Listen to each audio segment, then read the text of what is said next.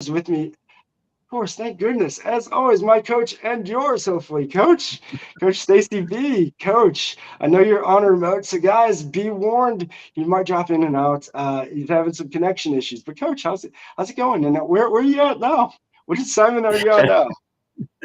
This is a kind of a fun assignment. My daughter, she graduated, got a couple of degrees from James Madison University, and was invited back as a guest lecturer.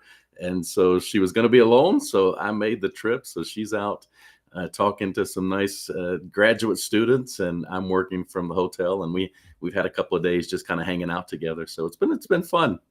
Oh, that's awesome. What's And a all proud, a good? proud, That is proud so dad cool. moment. Yeah, proud dad moments. That's good. Yeah, it is. How about you? What's happening That back at is. home base? Whew, man, it's been crazy. I got to give a shout out to Steve Spiro. He'll hopefully be on soon, but he sent me his new book, The Tao of the Master Connector. Amazing dude, amazing book. Um, Besides that, really just low key, nothing too crazy going on, but nice weather. We're enjoying. Obviously, I think it's like almost 70 today, so it's kind of nice to have that weather again. Oh, thank goodness. I think the cold is finally gone. Well, it was even here in the mountains, it was 67 or so yesterday. And so we were just kind of hanging out and doing a few easy hiking trails because at 7 months pregnant, we can't be too risky with her. But it was nice. Yeah, that's perfect hiking weather for an easy trail. Yeah, that's awesome. Well, so Coach, I can't wait to Felix. So how we got introduced? I think, like he said, it was a social Saturday. So guys, don't take advantage of the LinkedIn world of networking and of networking. Again, shout out to my networking group. So I had my 10-minute presentation today. It was so much fun. There was we had so many amazing guests. So it's fun to always meet a lot of new people that show up to the meeting and first time like BNI people. So had a few of those. Younger guys started a roofing company and first time in BNI, and I'm like, man, yeah, you found the right home. Just start networking a little bit more. You'll be surprised how this will skyrocket your roofing business. And before you know it, you don't even need much marketing. But I think that's where a lot of people get confused with that. And so I'll have to share this with you, Coach. I don't know if I shared this yet. So my grandpa was big with magic, and so he had this metal tin container that had all of his tricks in. And one of his go-to tricks was always the cigarette in the handkerchief. And the way he used it was with the same way they make other things disappear. I won't give away the secret for anybody who's still amazed by that. But and so I loved that trick as a kid forever and wondered. And so I think, and I got to give, as I keep kind of replaying back through my life, like why am I always so curious? Why do I always think there is an answer? Like we always, a lot of people just come up to a tough thing and they're like, nope. And I'm like, no, there's a way. There's a way. And I think it's him because I'll tell you, he used to go to the magic store to buy the trick to then figure out how to make the trick himself. So he would then copy the trick after he figured out how it worked. So I thankfully, out of having a huge family, they thought of me to give me that tin, or at least my parents did. So they took it and they gave it to me. So I have it. So I use actually for marketing that example of the trick with a yellow. Here, I'll pull it out. I have it in my pocket. But so with this, and I said, marketing there is no trick to it. It's not something you did. It's something you do, and it's something you constantly have to do. And it's just about getting attention, like a grown man pulling a yellow thing out of his pocket. And so obviously then I make it disappear, and I say it's not magic. Marketing is not magic. And I really think that's where we need to tell stories, and it's all about stories in the end. And that's why I was so excited to have Felix on. So we connected from Social Saturday, and we connected. We had our little chat. He said we started. I found out what he was about, what he was. To hear his story, his experience, his journey, coming from Germany, that whole experience, kind of seeing the American dream, chasing what used to be the American dream, coach. So he ties a lot to our vision of that and how that's changed a little bit. And so that's what spurred him to even go from being a surgeon. Also, this dude went to the level of degrees of schooling and everything when it comes to knowledge and said, nope, this is not for me. I don't like what's going on here. I need to start coaching, and I need to show people how to really follow what's most important, and is your heart. And I'm going to leave that teaser because, man, I got to see a little bit more of what he's about and his journey. He actually was on, I got a little teaser of a podcast that we'll be releasing tomorrow that he was on to share a little bit more of his story. And he's all about the heart. I'm going to lead this from his about because it's very short and sweet. And that's kind of what Felix is to the point. But and he's laser focused, like his thing says. But if you want to become extraordinary, you need an unconventional coach, coaching with surgical precision. If I can't cut it out, I can't fix it. As a surgeon, I was trained that a chance to cut is a chance to cure, which also means that if I can't cut it out, I can't fix it. So let me help you cut out the bullshit in your life. I'm going to leave it there because I think that's where we need to focus on is what are the excuses we're holding on to that's keeping us? What is the bullshit that we're keeping there that is keeping us from getting to that next level that we know we want, that we need to believe in ourselves? And so hopefully I did the intro justice, but Felix, you guys are going to love him. Coach, I can't wait to bring him out. You ready, Coach? Yeah, man, let's go. All right.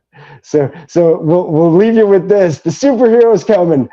Elevate your edge. We got Felix Boecker coming on next. You get one heartbeat song. Take it seriously. This is your masterpiece. Don't forget to dream and taste the colors in the air you breathe. It's your masterpiece. Go ahead and feel it all. Don't stop till it is beautiful.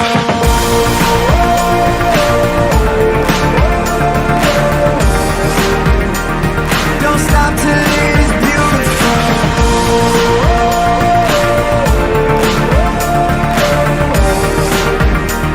Don't stop till it is beautiful. Again, everybody, we got Felix Boecker, and I forgot to mention too, he is a fellow Ohioan. So shout out to there'll always be the track to us, but he is from Toledo. So Felix, what's up, dude? Thank you so much for joining us. No, thank you for having me. By the way, that's a killer introductory, that little video segment you have there. I love it. That's fantastic. Oh, thank you, man. We lost Coach already. Not good. So we might have to take Coach in the back until he comes back. But Felix, so again, I gave a little teaser. Coach said that was a great teaser. But if you could get into the story of Germany to surgeon to what am I doing to I need to help and how do I help, and get into that story because I'd love you to start there.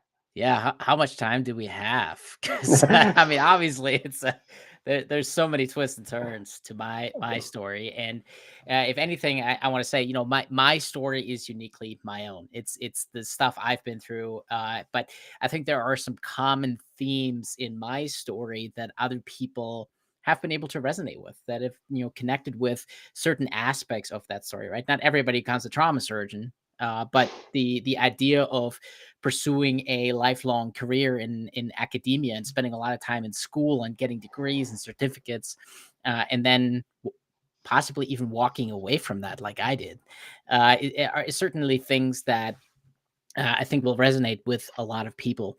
The same thing with, for me, for the longest time, I didn't know who I was, right? Who is Felix? And I think that's also a common theme that can resonate with a lot of people.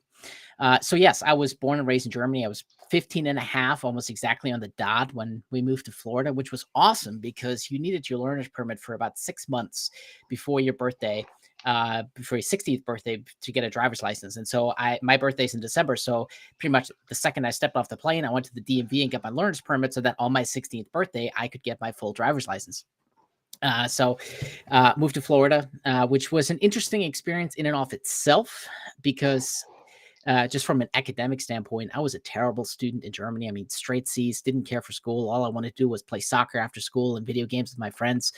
And coming here to the United States now, my parents put me into a college prep school, which, mind you, I wasn't a great student in Germany. Now I'm coming to America where a different language is spoken, the culture is different. And truth be told, I didn't even know what college meant when I came here.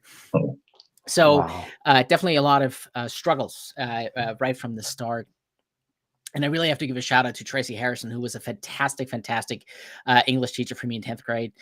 She really took me under her wing for the first 2 months of that year and changed my life completely. I went from, our summer reading assignment that year was 1984 by George Orwell. And I got the book in Germany still.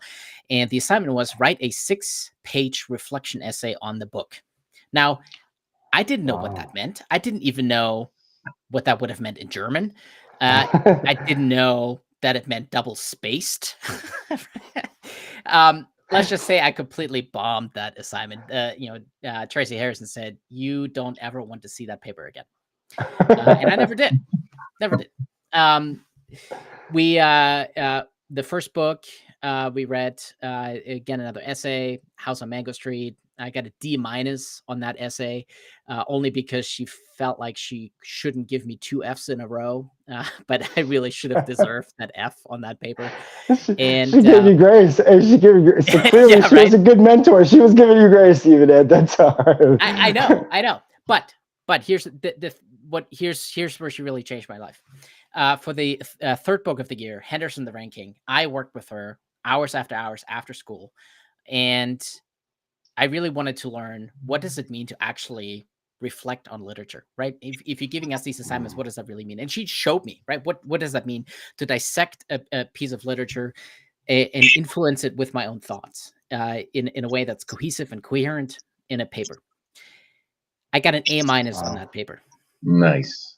And that was the lowest grade I have received on an English assignment since. So that's why, really kudos to Tracy Harrison for making that happen. I almost got an English degree in college, actually. I think it was like 3 courses shy of doing that. But I was going on to medical school, so I'm like, I don't need the English degree. Now I wish I probably should have done it. But so it completely changed my life academically. I would say in Germany, the idea of going to medicine wasn't even an idea. At the time, and probably still to this day. You really needed to have straight A's, like literally straight A's coming out of school, plus 6 years of Latin. I didn't have either of those. And so the idea of going to medicine wasn't even on the radar for me. Coming here to the US, obviously my academic career completely changed. And what I was really interested in was flying airplanes. I really wanted to become a pilot. But I don't know if you guys remember 9/11, but that happened during my senior year of high school. And so as I was talking about aviation and going to piloting school and trying to figure out what my next steps are, everyone, literally everyone, friends, family, neighbors, school counselors, everyone said, don't do it. Go into medicine. It's easier. You make more money. What do you know as an 18-year-old? You don't know anything, right? Isn't that crazy? But we expect you to make life decisions for your whole life at 18. Absolutely. Even younger than that. So my girlfriend is a middle school counselor, and they have career days, and it's like a big thing at their school. I'm like, how? Like at that point, like in 7th and 8th grade, again, soccer and video games. Not trying to figure out what I want to do with my life. I never got a chance to truly explore things in my life as a result of all that. So I went down the career of going to medicine. 14 years later, was a trauma surgeon, I actually, during my stint in medical school, I realized that it was kind of expensive to become a doctor.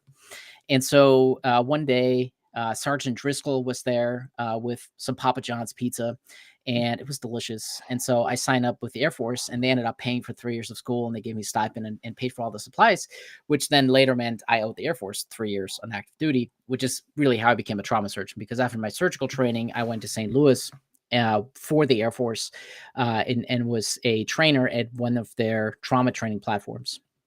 And that's really where I became a trauma surgeon. It wasn't really until that time. So 4 years of college, 4 years of med school, 5 years of surgical training, getting to St. Louis. This was the first time I would say I finally was able to breathe a little bit. And that's I think when the first thoughts started creeping in for me. What am I doing? Why am I here? Who is Felix? Right. Among all of that time, my relationship was faltering, which really we never had any time together. We met about medical school and during my surgical training, we never had any time really together. I always used to joke that during my surgical training that I was cheating on my job by having an affair with my wife. So, I finally realized this wasn't working out. We split up, got divorced. She moved back home here in the Southeast Michigan area. And that's how I ultimately ended up in Toledo, because I wanted to be closer to the kids. I did the long distance dad thing for over a year and it just was terrible and I didn't like it. So I moved here to Toledo, not because of a job, but because of my kids. And as part of that transition too, I realized that my job in St. Louis was the best job I ever had and also the worst job I ever had. From a professional standpoint, what I was able to do and what I learned to do, the things that we really were able to do for our patients was absolutely astonishing. I mean, it was incredible. Tip of the spear medicine. We did fantastic stuff. The collaboration was phenomenal. I mean, the best people I've ever worked with. But the job completely destroyed me physically, mentally, and emotionally. And so I did a lot of that soul searching. At least that journey started then. Who is Felix? And when I came to Toledo, I actually transitioned out of trauma into wound care to give me more time for the kids. Again, I came here not for the job. I came here for the kids. And I was like, I needed to make that time for the kids. So now I had no nights, no weekends, no call, which was awesome. More time with the kids. But it also meant more time for me. And as I started my own deeper self-reflection, my deeper introspection on myself, I realized that I went into medicine for the wrong reasons. I went into medicine because everyone told me I should, not because I wanted to. And I love helping people, don't get me wrong. And I think that was the allure with medicine, if anything, is that it gives me a platform to help people. But especially in the last few years working now, what really burnt me out was that I wasn't helping people. All I was doing was, hacking away at a keyboard. I really was an expensive, overly paid data entry clerk for the healthcare system. 80% of my time was spent on a keyboard creating documentation to cover the legalities and cover billing so that someone else could get paid. And I was never able to spend the time with the patient to truly understand them and their problems and help them understand what needed to be done. On top of that, in wound care, this is just an interesting tip. It's the only space in medicine that I've ever worked in where I can prescribe something for a patient and the patient might get some entirely different treatment because either the insurance company isn't willing to pay for it or the home health agency isn't going to pay for it, or we aren't able to procure the product that the patient needs or should receive. And so patient might come back 2 weeks later, wound hasn't changed, but also the product that I prescribed wasn't applied. And there's no way to get that product, right? That's why the product wasn't applied.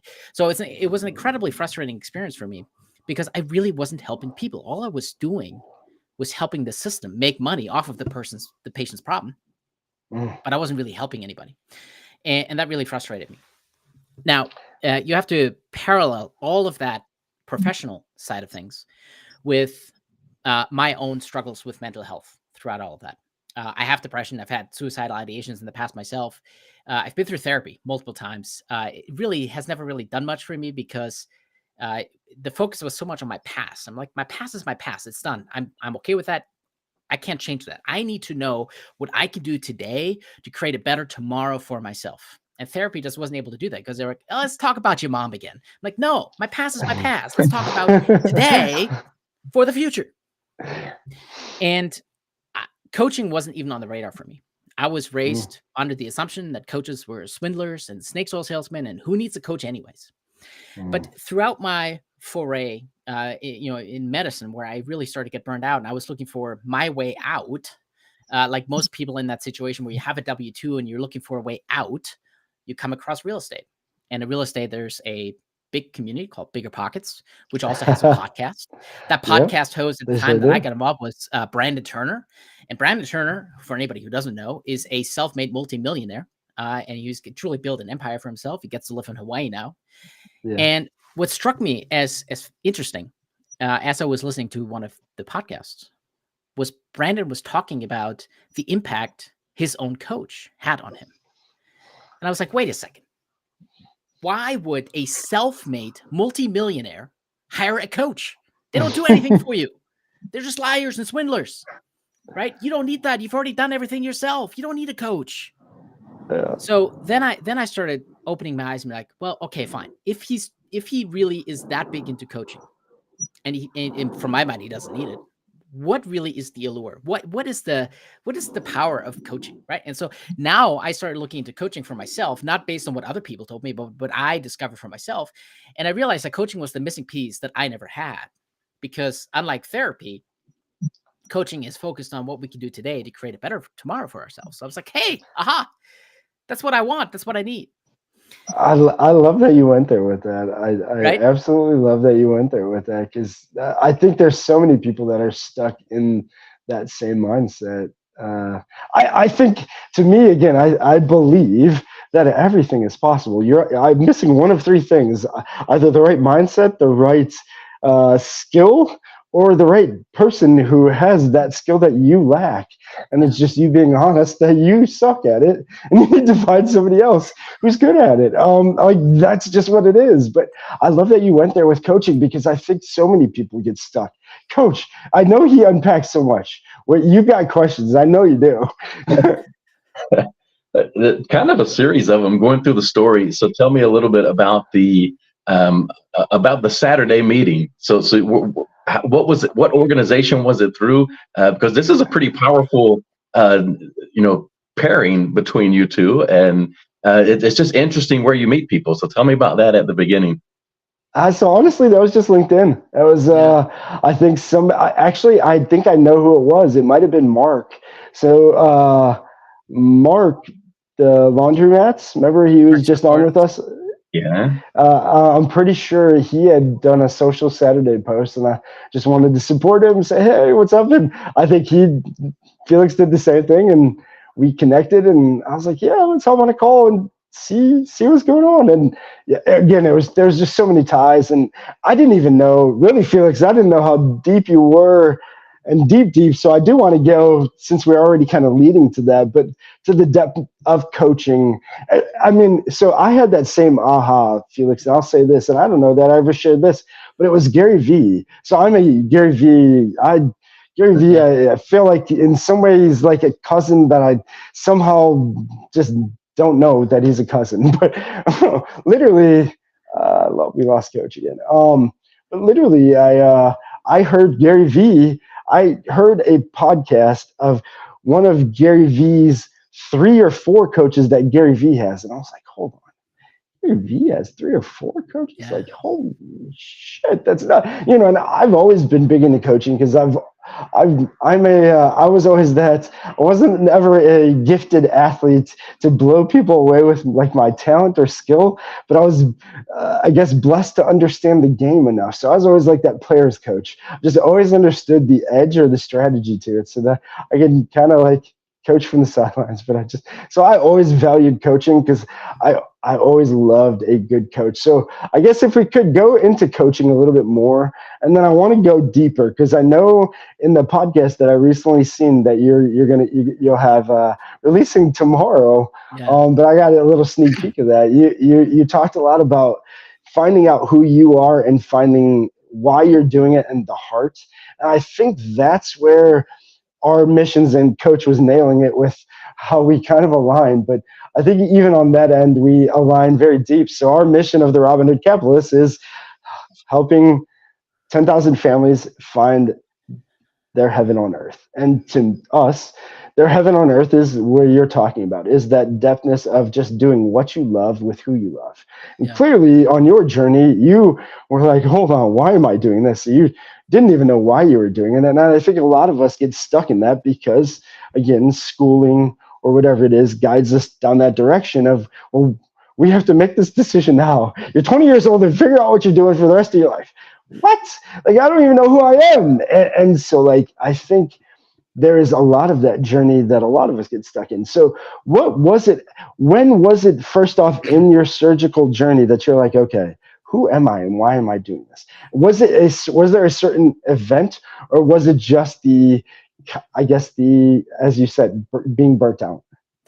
Yeah, no, I think it really started from the first day of medical school. I told you earlier how my academic career here in the US started, right? And like I said, my academic career really excelled after that, after working, especially on that English. That was always my hard part. But I did exceptionally well the rest of high school. I did really well in college. And when I got to medical school was the first time that I struggled academically. I just couldn't relate to the content, and I didn't know why, right? You just push through, did the best you can. And when I went into medical school in the first place, I was actually thinking of becoming an emergency room physician because I had shadowed some people in the ER, and that's really the only piece of the medical system that I really had any exposure to. And I kind of like the fast pace and being able to fix problems quickly. But when I went to medical school and I was actually on the physician side of things all of a sudden, and I realized that a lot of the problems that people see in the ER really should be dealt with by a good primary care physician, by a family doctor.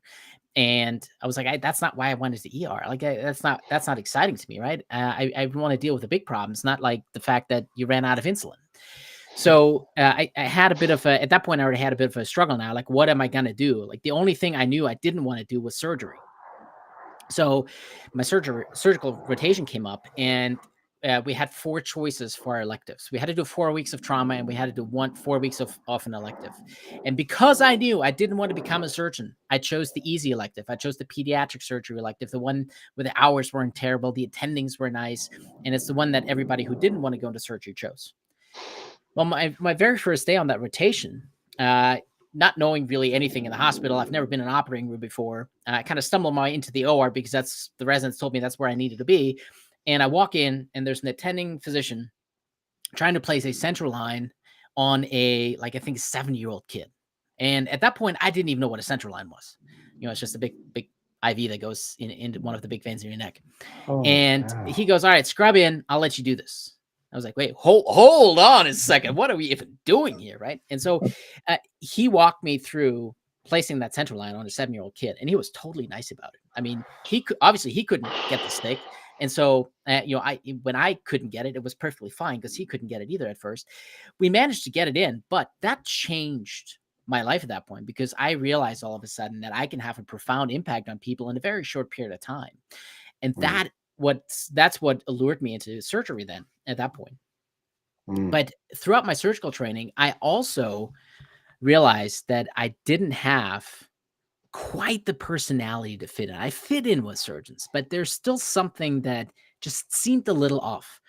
And I can now I know what that was. And that is that I really didn't like the idea that I would do something to someone else, physically do something, right? Inflict scars, cut them open, cut things out.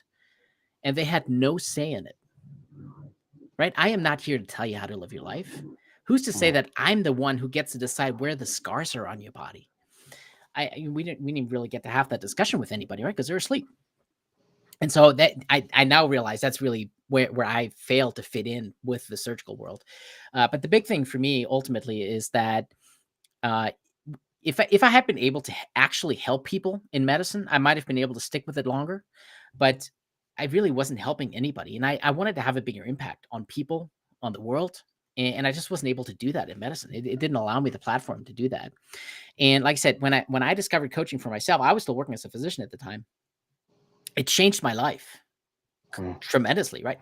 What I realized was in 4 years of doing self-development work, reading all the books and journaling and doing all the exercises, I couldn't accomplish in 4 years what I was able to accomplish in 4 months with my coach. And I was like, that's impressive. That's fantastic. I want to be able to have that impact on other people. And I don't want other people to make the same mistakes I made. Maybe I should become a coach. And so I did. I love that. And we got to throw up Tanya's comment here because I think it ties right into that. And Coach, if you got a question, but life stories are so varied and interesting. And that's really what coaching, I think, and that's where, again, it's the mastermind. It's the whole, right, Coach? I mean, it's the whole mastermind idea of Napoleon Hill. It's when you can get multiple ideas or brains talking. That third mind that just appears is pretty darn powerful. Yeah, so I get the comment a lot that, I think about these things and I think about these things, but the answers don't come until we're talking together. And that's kind of what coaching is sometimes it's hard to quantify exactly how it works. It just works. And so it's sometimes when people say, what do you do? Well, I change the world through business coaching and leadership training. And that's what I try to do. But this conversation is incredibly interesting to me. My son-in-law, the husband of my daughter that I'm here with, he's in his second year of residency, and some of the stories he talks about of being in surgeries from an early time kind of parallel to what you said. And I'm blown away by some of the things that he's already been able to do in just a few short years. But there's so many directions. I've got so many questions for you. I'm going to start at the end, though. With the surgical career, what was it that forced it to turn into something that was less helpful and all paperwork? Is it really the bureaucracy that's involved, or what pulled you away? Great question. Yeah, a lot of it is the bureaucracy and the regulations, because that's all my life was. It wasn't about helping people. Like I said, it was about, here's the thing. At the end of the day, the only thing that matters is what's in the computer, right? If what happens in that room doesn't matter. I could do something or not do something. The truth is whatever is in the computer. And so everybody focuses so hard on making sure the documentation is right, for make sure we don't get sued by the patient, or make sure that the documentation is up to par so we can get every last cent out of that insurance company. And what we really fail to address is what the patient actually needs. A great example of this is my girlfriend. Actually, she for the longest time, she's a counselor, like I said. We've talked about this for a while. She's like, I don't understand why you would ever walk away from medicine. You have, such a cush job. You don't work that long. You make great money. Why would you ever walk away from that? And I'm sure, I I'm sure you get asked that a lot. Yeah, that was in my head too. Right. Well, so in January, she developed what's called, actually in December, she developed an acute abdomen, which is a surgical emergency, right? And so me now, as a trained general surgeon, trauma surgeon, I look at her and I'm like, holy shitballs, she needs to be in the operating room right now. This is serious. And I don't know what's going on, right? And this is my own girlfriend. I'm just like, oh, this is terrifying to me. She goes to the emergency room. They do a CT scan, and the CT scan comes back as normal. Now, the ER was going to discharge her. And I said, hold on, she has an acute abdomen, right? She needs morphine just to be able to roll over in this bed. There's nothing normal about this. But, well, the CT says it's normal, so there's nothing for us to do. So what I ended up doing is I called the general surgeon on call. I just happened to be in that system, and I had his number, right? I was lucky enough to be able to make that phone call. I can't imagine how many other people are in her position with a problem that's as serious as hers that gets completely ignored. Yeah. So I call the surgeon. I describe the situation to him. He looks at the CT scan with me, and we found on one slice a tiny little dot of free air. Now, there's obviously not supposed to be air freely floating around in your abdomen. So we're like, all right, that would explain why she potentially has a problem. So she goes to the operating room. They do an exploration. Can't find anything. She wakes up from anesthesia. Her pain doesn't go away. If anything, it's worse. The whole night, the entire night, I was in the hospital with her all night. Every 2 hours, she required Dilaudid, and she could have probably used it every hour just to be able to breathe. Her monitor kept alarming because she stopped breathing so much because she didn't want to breathe because her abdomen hurt so much, right? Jeez. So again, I'm a surgeon. I know what's going on. I'm sitting there seeing all this, listening to this. The nurses, no idea. She's not on a surgical floor. She's on a cardiac floor, right? These nurses they know everything about the heart. They know nothing about the belly. And so they're like, I'm sorry, I don't know what to do. The surgeons never saw her again. The resident walked in the next morning. The resident who had been in the OR the night before, which is fine. I'm totally cool with that. The resident walks in, and without even asking how the night was, tells her what the plan was for the day. I was like, hang on a second. You haven't even asked her how her night was. How do you know what you're going to do? And she said, oh, I'm sorry, I'll get to that. Now, the resident didn't know that I was a surgeon. I think she found that out later because she refused to come back while I was there. Needless to say, she ultimately got discharged from the hospital with, at least officially, not a diagnosis. Nobody could figure this out. But the surgeons never went to see her again. And she was suffering from an acute abdomen for almost 2 days straight, requiring Dilaudid every 2 hours just to be able to breathe. And everybody said, oh, you're totally fine. You're normal. I'm like, how do you compute those two? Right. And so that's my frustration with the medical system, because everybody pays so much attention to what's going on in the computer and not what's happening at the bedside. I was at the bedside. I was paying attention. And with the symptoms and everything she was describing, I was like, look, I think you have appendicitis. And I think you got to the hospital too soon for them to recognize anything either on the CT or in the operating room. So I got the surgeon convinced to send her home on antibiotics. And lo and behold, within a few days of antibiotics, her pain improved. So I still think she had appendicitis. But the only reason I know that is because I was there at the bedside. I listened to her. I looked at her. I examined her. No one else did, because everyone was stuck in front of a computer miles away looking at the scenario from a distance. And when she came out of the hospital, her first response to me was, I now understand. I now understand why you are so frustrated by the medical system and why you don't fit in, because you actually care. You actually listened. As a matter of fact, you're the only person who listened the entire time I was there. And that's a sad state of affairs, because again, she was lucky enough to have me. I had the knowledge to help her through that. How many other people are out there suffering at the hands of the system who don't have the advocates who know how to navigate the system and push for the right treatment? Boggles my mind. And I could not stand for that anymore. I could not wave that banner and be proud of a system that completely ignores patients because it's profits over patients. So I don't know. I'm sorry. I got a little emotional there because it's so near. No, to no, my no. Did I answer your question there, Stacey? Yeah. So and so we've had we had Dr. Steve on, one of our early guests. He was in clinic care, and his kind of description of what was going on was very similar. He was reprimanded for spending too much time getting to know the patients to find out what the real problem was, and not just prescribing a pill and sending them on their way to hit his X number of patients in 6 hours, kind of a formula that he had to meet. So we've heard similar stories like this. And so I guess we don't want to get into how do we fix the medical industry at this point. So even though that's an amazing, it's something I think about all the time, I'm going to take it this way instead, though. How did that experience influence the way you deal with people from a coaching standpoint? Well, I mean, at that point, I was already a coach. I just wasn't full-time in coaching it because I was still working at the tail end of my medical career. And I would say that's one of the reasons I was so frustrated by the medical world, because I wasn't able to spend the time with people, right? In my coaching side of things, if we have an hour reserved to chat about your problems, we have an hour to chat about your problems.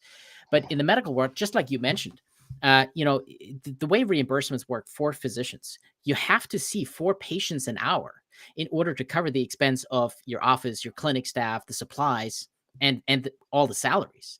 So if you don't see a minimum of 4 patients an hour, you don't have a sustainable practice, which again, in those 15 minutes, you also have to generate all the documentation unless you spend an additional, several hours afterwards. I mean, there's been some studies that actually said that physicians need, physicians who work 60 hours a week seeing patients need an additional 70 hours a week to create the documentation. I mean, it's absolute insanity, right? Physicians, if you truly wanted to take the time with patients to truly get to know them and understand them and help them with their problems, you would never sleep. You would never eat.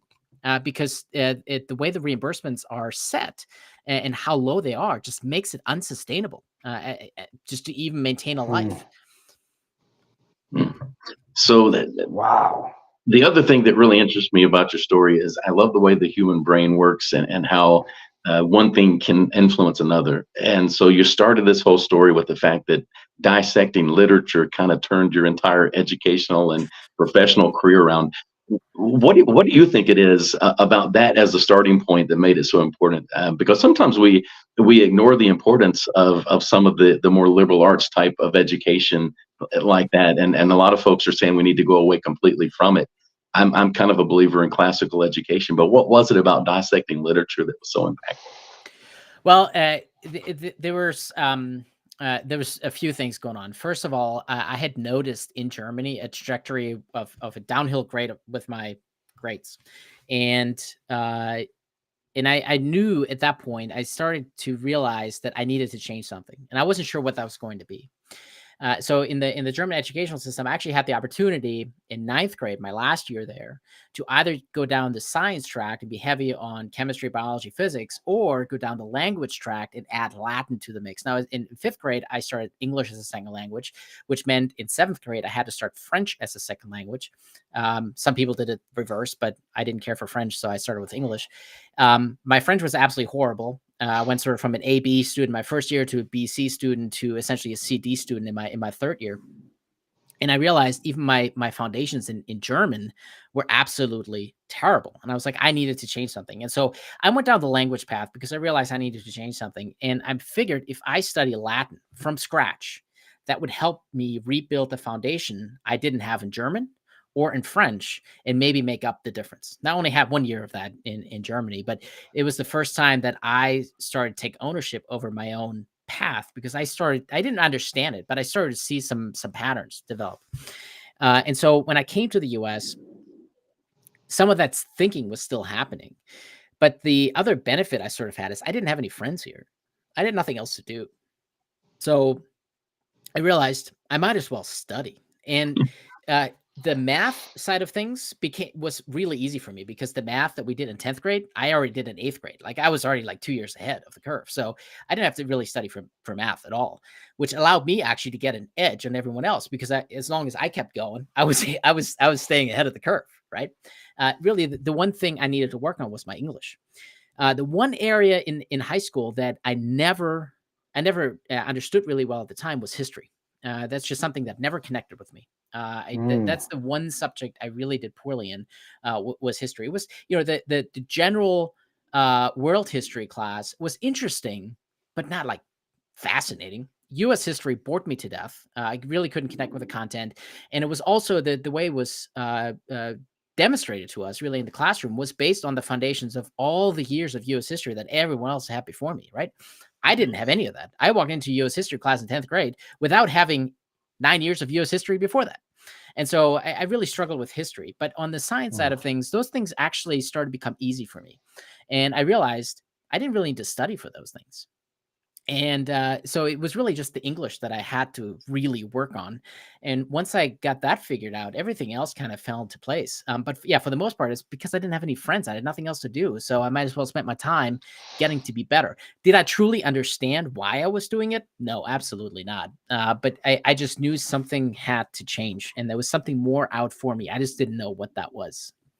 The building blocks of education are so fascinating, but I'm sure that base of Latin ended up being beneficial in medical school too, because so much of that is based on Latin. But DJ, I know you said you're going to play a video. Before we get to that, let me ask you this question: have you ever learned to fly the plane? I don't have any videos. I don't have any videos either. Oh, okay. Yeah, no, that podcast is going to be released tomorrow. Robert Mantelson's Search for Health and Wellness. Yes. Released tomorrow. It's actually a fascinating story. But anyways, so I started my last year in medical school. One of our deans actually had all the flying certificates except the ATP, which is the airline transport pilot. So yeah, he couldn't fly for an airline. But outside of that, he had every flying certification, teaching certification ever known to man. He's been to, I think, like 80% of the airports in the country, like big and small. And so he was one of the deans at our medical school, Larry Gardner, a fascinating individual. And so there was me and there was two other guys who had mentioned our interest in aviation to him. And so he said, well, it's your last year. Why don't we just do some ground school? And I'll teach you. And so, awesome. Right. So we bought the books. We did the ground school with him. I actually took the test and passed, but then I started my surgical training and I didn't have the time to do the practicals. And so that the test is now since expired, and it is on my radar to get back into again. It's something I definitely still have on my radar to do. But just life has taken me other ways. I had kids and all of a sudden, like everything, your whole life. Everything changes after that. It changes everything, right? It sure does. Life was a whole lot easier before I had kids. But yeah, no, I started the process actually, and it was fascinating. It was awesome. I had so much fun reading the books and learning how to navigate and trying to figure out, how do you triangulate a plane against the counter current of wind, and how fast do you have to fly and all that stuff. It was absolutely cool. It was fascinating. I did the test. I failed. I missed one question on the test, and but then I never did the practical, so it kind of went to waste. But it was a good experience, and I will pick it up again someday. That's So, awesome. you wanting to fly, does that have to do with the superhero on the for the podcast? Oh no. I actually that's actually my old podcast image. I was Oh, playing around with okay. a bunch of like comic book I images. love it. And so that's where that one came from. I was just looking for sort of this comic book style picture for the podcast. And that's where that came from. I just had this, short segment in my life where I don't know, I wanted to play with comic books. I I think we love all it. have those. Of course, some of us So, still do. so let me ask you this: I mean, this was a pretty big, huge emotional inflection point. You're a surgeon. You're at this critical time in your thought processes. I mean, it's a pretty serious time of life. How did you? And I know how you got inspired to look for a coach, but where did you find one? So Yeah. I found one actually in Lumia, where I did my coach certification through. That's ultimately where I connected with the coach that really transformed my life. So, and unfortunately, she has since quit. And unfortunately, even worse than that, she was just diagnosed with glioblastoma, and she's having surgery today on her brain. So, Oh, I'm man. really, really sad that I no longer have that connection with her, because she absolutely changed my life. And what's interesting, I've said this before on a few other podcasts, but the question that she asked me is so simple. It sounds so trite. It sounds so banal, but it really required several months of work with her to truly find the answer for myself. And the question, quite simply, is, Felix, where is your heart? That was it. Couldn't answer. Didn't know. I mean, I said from a medical background, right? I was like, it's right here, right here. That's where my heart is. But she wasn't talking about my physical heart, obviously. And even at the time, it's so interesting. Like, these images are still so vivid inside my head. And when she asked me that question, I saw in my head the heart locked inside a chest with chains wrapped around it, in a dungeon with a gate in front of it, the key thrown away, dust and cobwebs everywhere. I mean, that's literally the image that came to my head when she asked me the question, "Where's your heart?" And as we chipped away at the pieces and got closer and closer to the answer, that image, literally, the gate opened. I found the chest. I got the chains off. I was able to lift the cover on it, and I was finally able to see who I truly was. And it's just fascinating how that imagery actually played inside my head. But that's really what made the huge transformational shift for me, was that simple question: "Where's your heart?" Those simple questions are the most difficult. Right. I was gonna say that, Coach. I think coaching, you ask the simple ones, and they're like, boom. It's like almost like they hit a deer in headlights. Like, what? Like, what do I even say to that? And I think that's instantly where you go to. But I'm glad you shared that, Felix. I am stealing from the episode airing tomorrow, guys. But reach us out. But you went into a little bit of this with that question she asked. If you could go into the four brains, because I think that is power. And if we could we'll spend the last, Coach, you'll love this, but we'll spend the last like 20 minutes, 12, 15 minutes on that. Because I think the four brains, if you could go into what are the four brains and how you kind of came up with that. And then I want to touch on this, because I think there's a lot of things we could go into on this. Yeah, sure. So I don't know exactly when I had that brain spark, but it kind of all fell into place. And it is an extension of that question, "Where is your heart?" That's really where I think a lot of this originated from. So I am coming at this, obviously, as a trauma surgeon. There's not a single body cavity I haven't had my finger in the last few years. I obviously been formally trained on anatomy. But the point is, we have four brains. Four brains. And so, we're not an octopus. We're human, but we have four brains. And so what are the four brains? And the mnemonic to go by is CICO. That tells you what the four brains are, and also the order in which you should consult them with whenever you have to make a decision. And that's a decision you make in your personal life, your professional life, your business, interpersonal relationship. It doesn't matter. If you have to make a decision in your life, you consult with the four brains in this order. The first brain, the C, is your core, your corazon, your heart. Always make a decision out of love first, right? Right here. Are you making that decision out of love? Love for yourself and love for everyone else involved. That's your first brain, your heart. Most important one, the one you should always consult first. And that's the one I didn't understand for myself, right? If you look at my life trajectory, it's because I made decisions that didn't come from the heart, because I didn't know where my heart was. It wasn't until I found my heart that I was able to make the right decisions. So obviously you got to figure out where your heart is at. But once you know where your heart is at, consult with your heart first. Make decisions out of love. CI, so the I stands for your intestines. Now, this is fascinating. I'm talking about the gut feeling, right? That gut feeling, that intuition that you get. Again, looking anatomically, physiologically, your intestines, our intestines as human beings have several 100 million neurons. The simplest of brains that we know of, I don't even know what the creature's called, but it has like 200 neurons, right? So the very simplest of brains that we know of, the little structure that we actually identify as a brain only has 200 neurons, and yet our gut has hundreds of millions. So we have an order of magnitude more neurons in our brain, in our gut, which means it's a brain in and of itself. That gut feeling is real. That gut feeling is telling us something. And it also makes sense, again, coming back to my depression, for example, why diet has such a profound impact on our mood, because we're feeding those neurons directly. You feed your neurons crap, you're going to feel like crap. You're going to feed your neurons some good food, you're going to feel good. Simple as that. Jim Quick shares the gut brain too. Jim Quick's big on the gut brain. Yeah, he is. You're right. So there's so much we haven't completely understood about the gut and the neurons that are involved with that. But your gut feeling, that instinct, there's something to it, and you got to listen to it. There's something to it. And I can tell you from my own career, obviously I've taken hundreds of tests in my career to become a surgeon. And I have definitely noticed over the years that when I didn't know the answer and I went with my gut feeling, I was right more often than when I tried to reason my way through the answer choices. And so I didn't fully understand that at the time. I just knew if I trusted my gut, I would have a higher probability of getting the answer right. So there's something to the gut feeling. Again, we haven't completely unraveled it, but it's true. So C now is your cerebrum, your cranium. That's the stuff up here. That's the thing we talk about. That's your actual brain. Although even there, this brain is incredibly awesome and incredibly flawed at the same time, right? It can come up with, the human brain is infinitely creative. It's fascinating, but it's also incredibly dumb sometimes. I mean, let's be honest. And some of the feelings and emotions that we feel as a result. I mean, I can tell you when I get into my depressive moods, I know that's not me. And I know I'm feeling a certain way, and I can't think myself out of that moment. And I just feel so helpless. I'm like, I know this is not me. I don't want to feel this way. And it's all up here. It's crazy.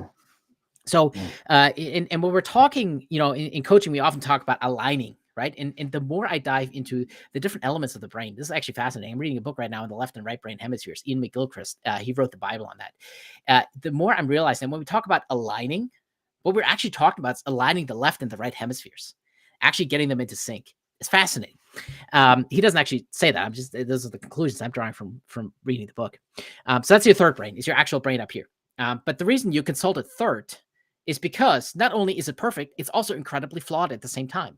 And if you make decisions purely based on logic, you miss out on making decisions out of love and listening to your gut, which are much more profound at making the right decision than the stuff up here sometimes, right? So CIC and then O, those are your gonads. That's the stuff between your legs. Those are your sex organs for anybody who hasn't gone to medical school, right? So there are times, if you think about it from a purely biological standpoint, we are here to get our genetics into the next generation. That's from a purely biological standpoint. That's why we exist. And so on that Friday night, when you're lonely at the bar and you meet an attractive person, you're thinking with your gonads.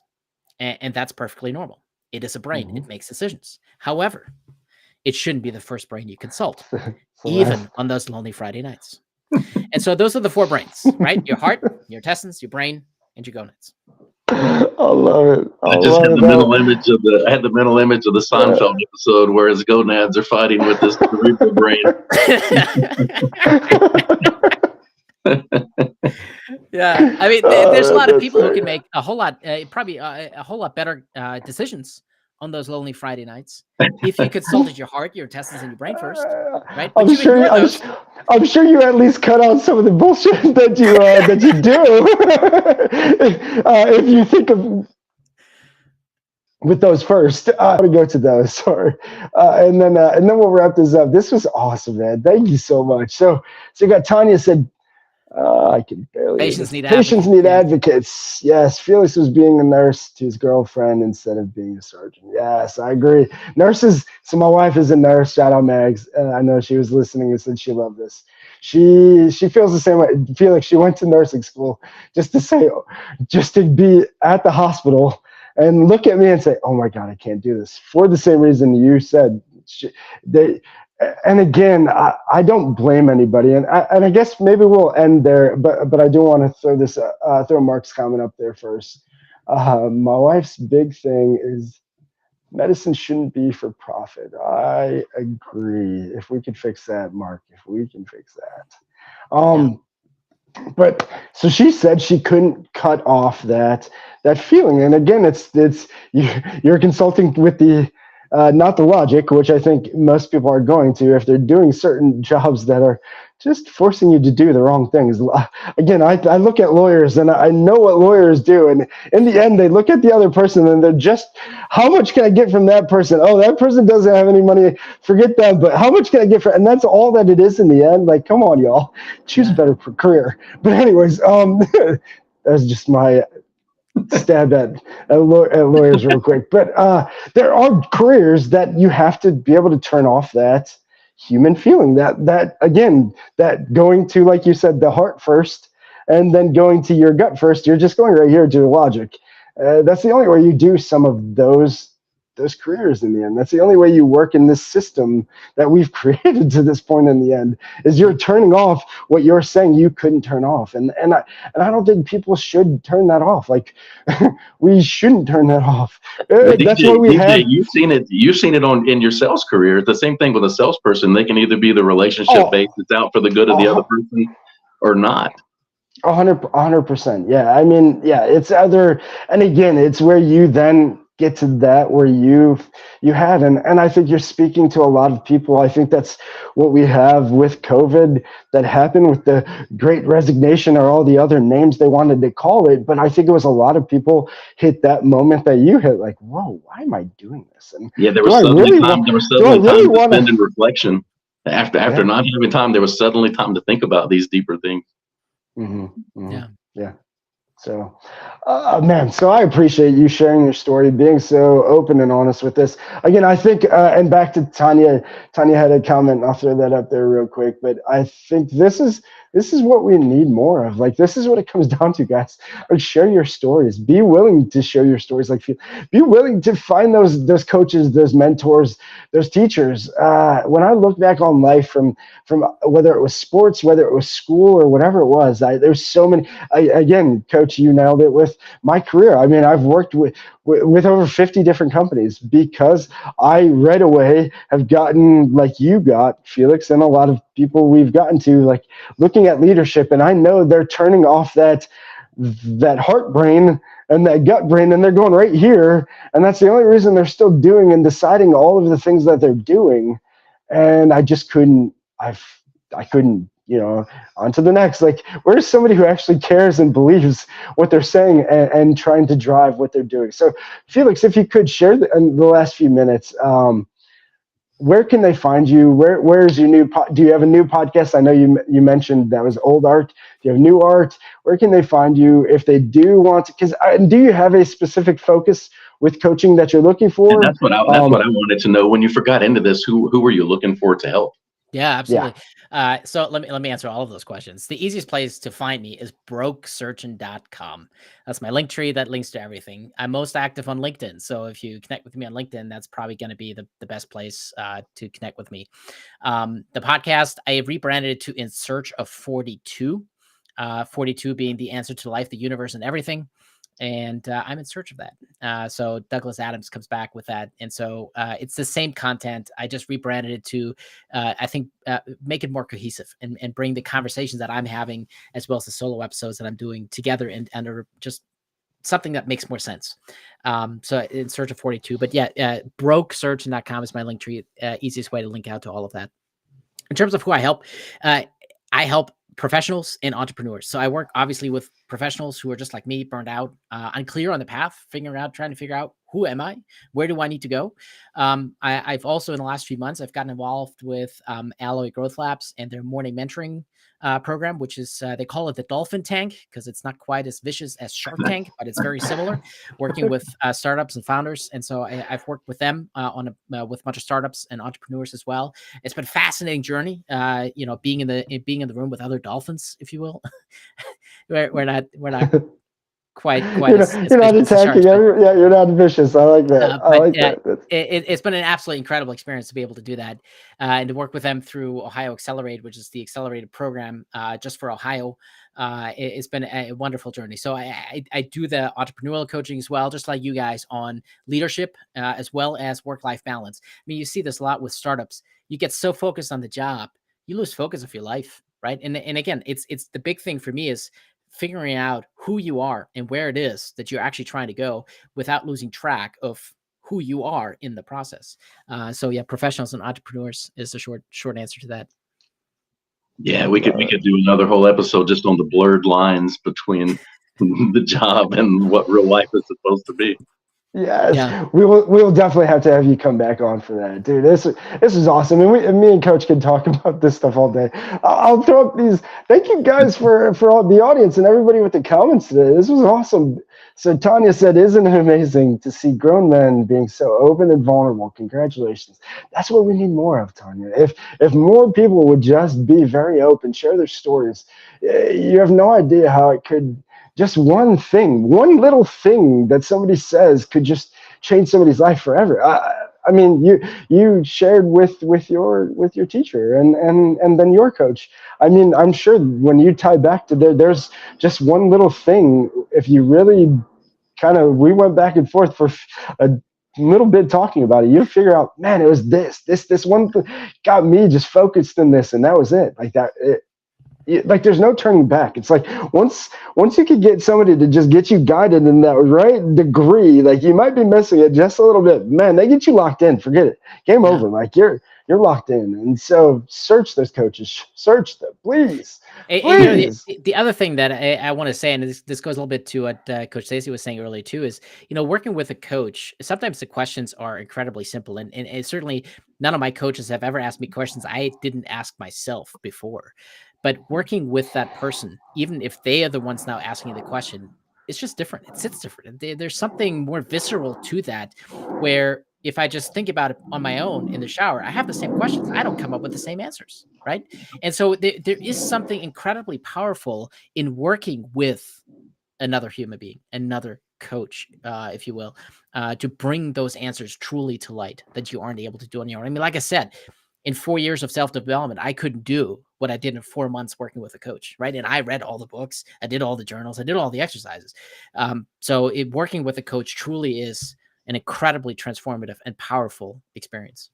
Yeah, and I don't know if it holds true for you, but for me, it's therapeutic on this side too, because the process of asking the questions and seeing their lived experience, it's like, man, I have a hard time not saying, "Oh gosh, I totally agree with you," instead of asking the next appropriate question. Yeah. No, you're absolutely right. It's a give and a take, right? It's not just about helping others. We also get something out of that. And I had a couple of conversations on that very topic with some other coaches as well. And it's always a give and a take, which is, I think, and one of the reasons that I don't work just with anybody, right? You have to obviously be able to connect with me, but I also have to be able to connect with you. There has to be a good relationship between us. And so, on paper, a good coach can coach anybody, but in reality, that just doesn't happen because you got to have a good, trusting, vibing connection both ways. It's like you could sell anything to anybody, but you shouldn't. Like you just shouldn't. Like there's people that are made for you. There's the right customer and there's the wrong customer, and there's the right one for everybody. So yeah, no, I agree. There's a level of commitment that has to be there on both sides, or it's just not going to work. Absolutely, and it has to be matched on both sides, or that's where you lose it completely. You'll lose it right away from there. But so day one, I seen the gap. It's a huge one. Yeah, kudos to you for pushing forward. This is my wife. So kudos to you for pushing forward for your good in the world, to do your good in the world. So she's giving you props. I agree. Kudos to you, man, for chasing and listening to your heart. That's in the end, that's what I want more people to. If we can forget the confusion of religion, God, scary things that make you think, oh no, I can't think of those things, and just listen to dang heart. Yeah. You would be surprised of what it tells you.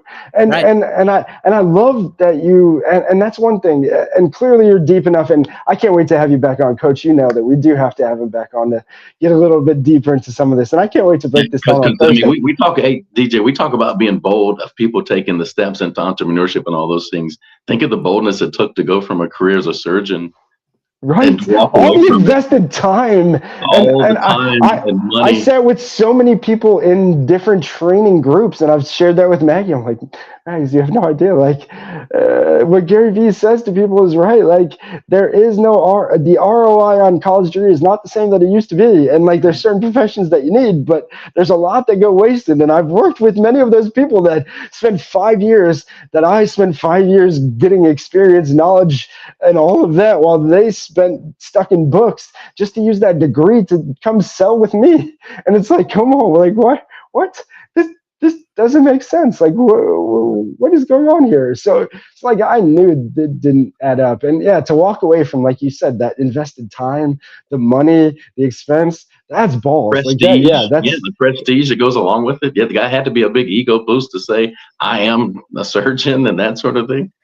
Actually, I never felt comfortable with that. From the day I graduated medical school, I've never been comfortable being called doctor. And I'll tell you why.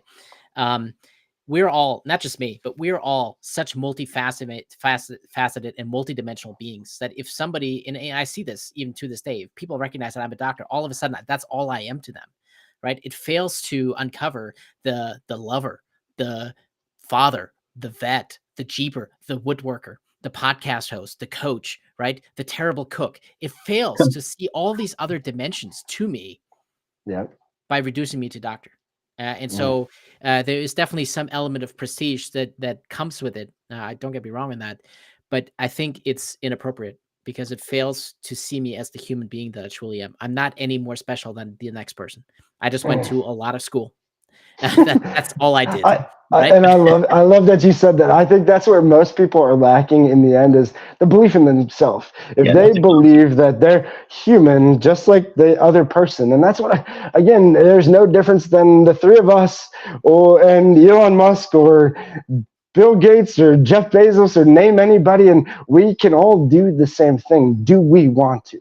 Do you know what they're doing to sacrifice to get there? Are you willing to do that? That's all that it takes. Like, there's certain things that it takes. Again, it's either a mindset, it's a skill, or it's a connection. One of those three things, I promise you can get to the next level of any level that you want to.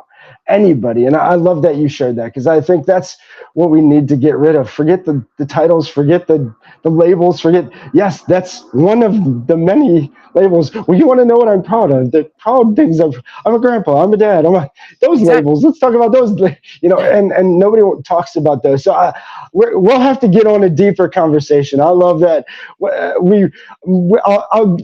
I'll leave you with where I wanted to start every podcast with. So I seen a Heath Ledger quote, and shout out to Heath Ledger. I believe he was deeper on a deep level, and that's where he was able to get into the Joker and some of these parts so well. But he said, when we meet people, we always ask, like it's a shopping list, what kind of car you drive, where you live, what you do for work, but we never ask, are you happy? Are you happy? And that's where I wanted to start every show. But that was kind of one of those questions that I think when you ask people, they're kind of like, huh? I don't know. Am I happy? I don't even know how to ask that. So I stopped asking it, but I'll leave you with that. Are you happy? Are you happy with your life currently? And are you happy with the direction it's going? Well, I have two things to say about that. The first one is that's exactly the post I had on LinkedIn this morning about, am I happy? Right. So that you can take a deep dive on that. I'll tell you the second thing then is for my own life. I'm a little conflicted on that right now. For the most part, my own life, for me personally, Felix, living a kick-ass life, right? I am finally where I need to be, doing the things that I want to do, and I am absolutely happy. But if anybody has seen my post from Friday, you also know that there's been some terrible things happening in my life recently. And so that is still in the back of my mind, and I haven't completely processed through that either. So am I happy today, Tuesday, March 5th? for the most part, I would say yes. But there's definitely events happening in my own personal life that you throw in some clouds out there. Let's put it that way. So out of all the answers we've gotten, that may be the realest. Yes. Because that was a real answer. And I think a lot of that's the way we live life. That is very true. And you're not going to be happy every day, and it's okay. We got to live in those moments sometimes. But again, thank you so much for just coming on here, being so real, so raw. And guys, please connect with Felix if you are feeling like you might need a coach to break through. Maybe there's another story you can share that really connects or resonates with you. But again, don't hesitate to just reach out and talk to people. You just take a conversation. Again, we connected on a social Saturday, and here we are now. He's on the podcast, and again, we consider him a good friend of the show. He definitely is beating the drum that we like, where it's dig deeper and figure out the real problems that somebody's having. Don't get rid of the surface questions. We don't need to stay there anymore. Let's get deep and find out those questions that really are to the heart. So thank you again, seriously, for what you're doing, for taking the risk, like Coach said. Again, I know there's so many people in this journey that I've talked to, and from doing the podcast and stuff, that have shared this stage of life that they're just, it's again kind of a great awakening in a lot of ways for a lot of people. And so I just, if you need that guidance or that help, please share this with somebody who you think might connect or resonate with Felix's story, and it might give them some guidance in their next steps. But again, Coach, lead us out, and we'll wrap this out. Actually, can I just summarize that thing one quick, DJ? The one thing that I really want to say is, yes, we are only given one life, but we're not just given one chance. So you can always pivot. You can always make the change. Bet on yourself and make it happen. Hey, drop the mic right there. Make the day count. The day matters, man. Let's go with that. Yes, make it count, guys. Until Thursday, I can't wait to recap this with you, Coach. Thursday mornings, we'll recap the show. I can't wait to go over some of the stuff. So again, like and subscribe. Robin Hood Capitalist. Please share with a friend or family member who you think might be struggling in that same world. They might just need a coach. Please connect. But again, like Felix said, just pivot. That door doesn't mean that all the doors are closed. There's a lot more. Just keep searching for them. So Thursday, y'all, keep feeding the good wolf. I'm always on the red eye. This time around, it's not even about